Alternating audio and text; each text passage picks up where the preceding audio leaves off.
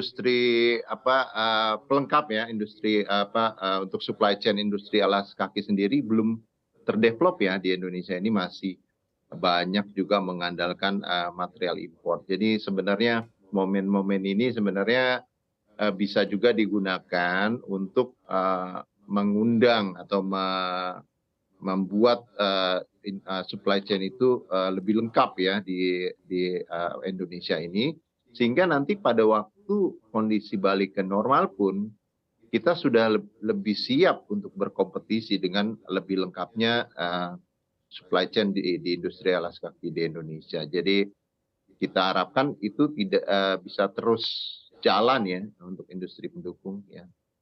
Oke, untuk pembekakan biaya operasional ataupun biaya produksi terkait adanya depresiasi rupiah di industri alas kaki, seberapa terbebani sih Pak Budi?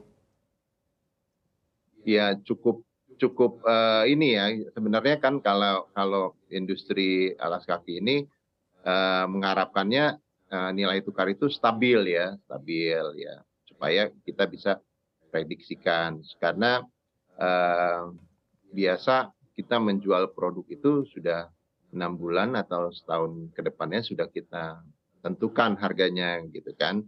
Kalau berfluktuasi lumayan mengganggu ya, dengan nilai tukar yang terlalu berfluktuasi. Oke, data dari Apresindo dengan adanya depresiasi rupiah karena memang dampak dari gejolak ekonomi global untuk penurunan laba di industri alas kaki mayoritas di angka berapa Pak Budi?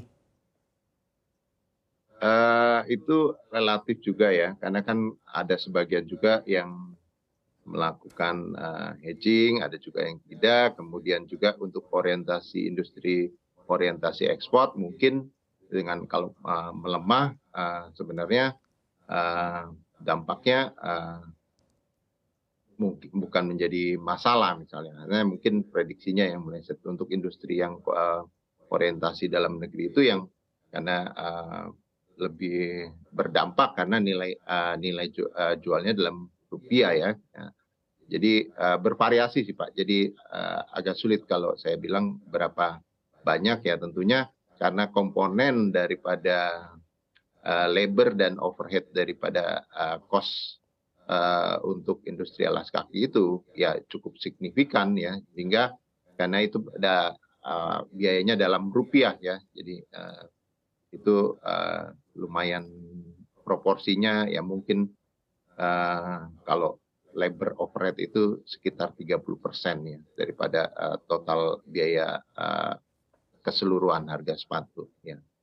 Oke, baik. Dapat dikatakan industri alas kaki juga saat ini sedang berdarah-darah begitu ya. Padahal kalau kita lihat kebijakan pemerintah yang mana juga pemerintah akan menaikkan UMP 1 hingga 2% rencananya di tahun 2023 nanti. Tanggapan Anda seperti apa Pak Budi? Iya,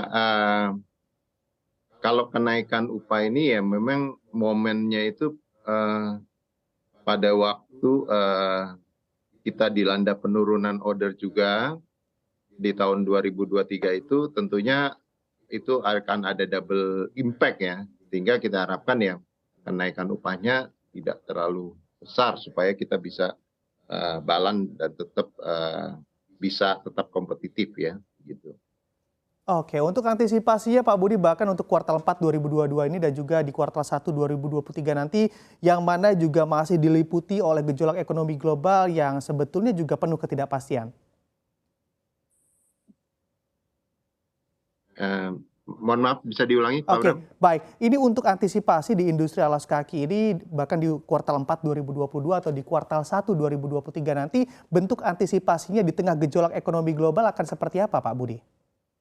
Oh ya, ya tentunya kita berusaha untuk meningkatkan efisiensi ya, karena kan situasinya sudah kurang kondusif ya, tentunya kita lebih efisien, kemudian produktivitas kita lebih tekankan, kemudian juga pengeluaran-pengeluaran yang tidak perlu kita tunda dulu ya kan, jadi supaya kita bisa mungkin boleh dibilang kita survival mode dulu lah ya, karena kan ini lagi situasinya yang kurang kondusif gitu.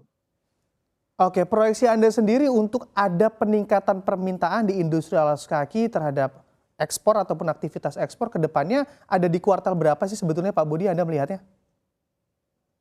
Kalau dari projection kita itu mungkin ini di tahun 2024 baru mulai naik kembali ya.